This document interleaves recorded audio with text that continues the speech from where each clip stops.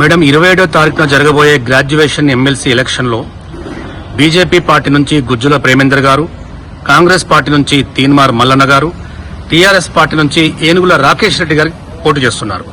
అంటే ఈ ముగ్గురులో ఎవరు గెలిస్తే భవిష్యత్తులో విద్యారంగంలో సమస్యల పరిష్కారం జరుగుతుందని చెప్పి మీరు అనుకుంటున్నారు? ముందుగా జై స్వరాజ్య వరల్డ్ టీవీ యాజమాన్యం వారికి ప్రత్యేక కృతజ్ఞతలు.